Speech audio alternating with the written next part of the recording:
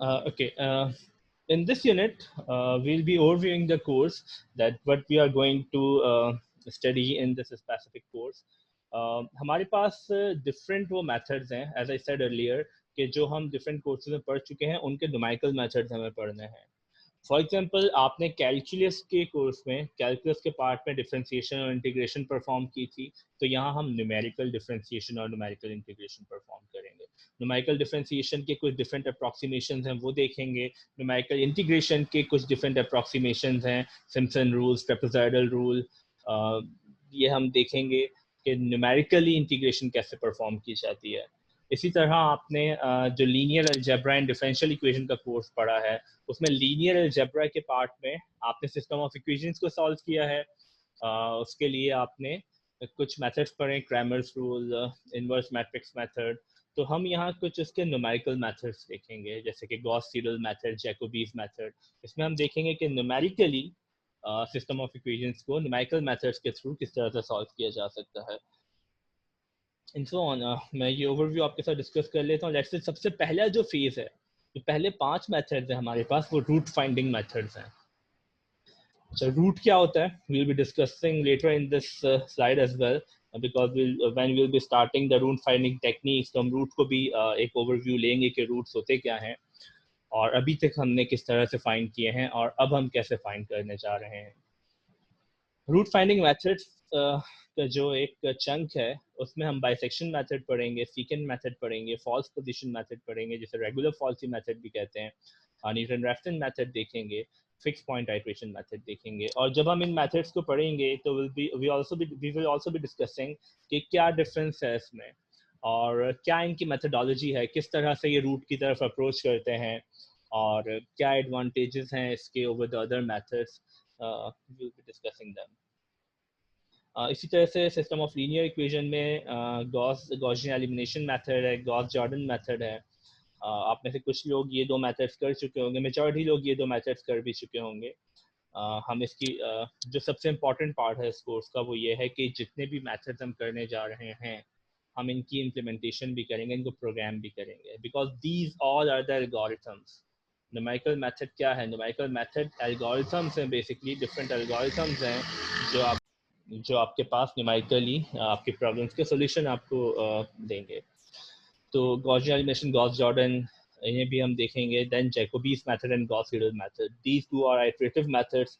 इन्हें यूज करते हुए हम देखेंगे कि सिस्टम ऑफ इक्वेशन को किस तरह से सॉल्व किया जाता है, फिर इन्हें इम्प्लीमेंट भी करेंगे, इनकी प्रोग्रामिंग भी करेंगे. Then we have some interpolation techniques. Interpolation techniques are basically finding the we'll be having some set of values, कुछ input output के relations होंगे, कुछ different inputs पे different outputs given होंगे, और उसमें unknown values हमें find करनी होंगी. किसी unknown input पे उसका आउटपुट हमें फाइंड करना होगा. उसके लिए जो हम 3 मेथड्स करेंगे, one is this interpolating polynomial या direct method of interpolation. Second one is Lagrange's polynomial interpolation, and the third one is Newton's divided difference method. यही methods नहीं होते, there are so many approximations for these things. Obviously, due to the limitation of the course, we have some limited weeks, so we cannot go through all the methods.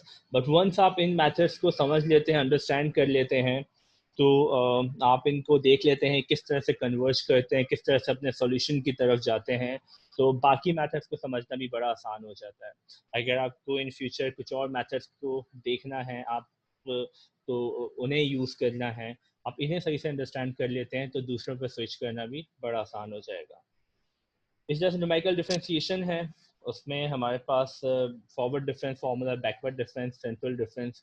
इसमें फिर different points आ जाते हैं कि let's say 3 point forward difference formula, 3 point backward difference formula, 3 point central difference formula, 5 point forward difference, central difference, and so on. Numerical differentiation देखेंगे, और इन सब के साथ जो भी मेथड हम करेंगे, इसके एरर एनालिसिस भी करेंगे, because as I said earlier कि ये सारे अप्रॉक्सीमेटेड वैल्यूज आएंगी. जब अप्रॉक्सीमेटेड वैल्यूज आ रही हैं, इसका मतलब है कि कुछ एरर जनरेट हो रहा है.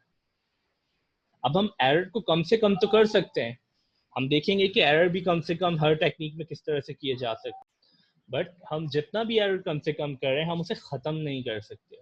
We can reduce error as much as we can, but we cannot completely neglect the errors. कुछ ना कुछ error रहेगा, तो हमें वो error की value भी calculate करनी है, so that we can know कि क्या हमारा degree of acceptance meet हो रहा है या नहीं हो रहा. इसी तरह से we'll be discussing numerical integration. Numerical integration में again there are so many approximations to find the integral of any function using the numerical analysis. We'll be discussing a set of formulas that are called Newton-Cotes formulas, जिसमें हमारे पास एक trapezoidal rule है, Simpson rule है, Simpson 3/8 rule है, Wallis rule है, ये हम देखेंगे.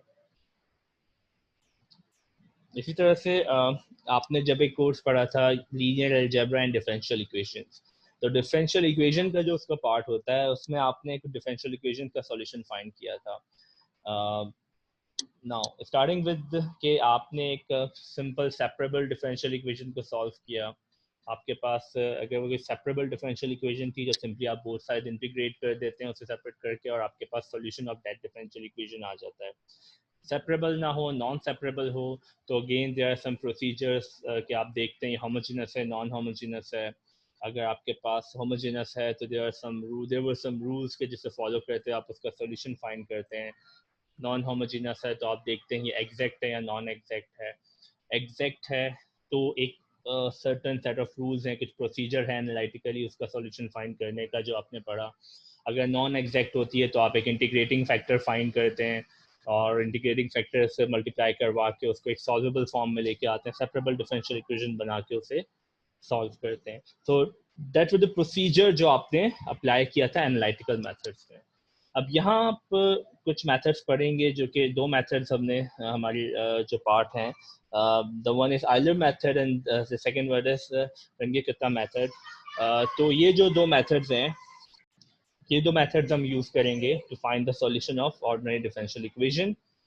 एंड यूल सी कि अब इसमें आपके पास first order ordinary differential equation किसी भी तरह की हो, आप सिंपली उसका सॉल्यूशन फाइंड कर सकेंगे यूजिंग दीज टू मेथड्स.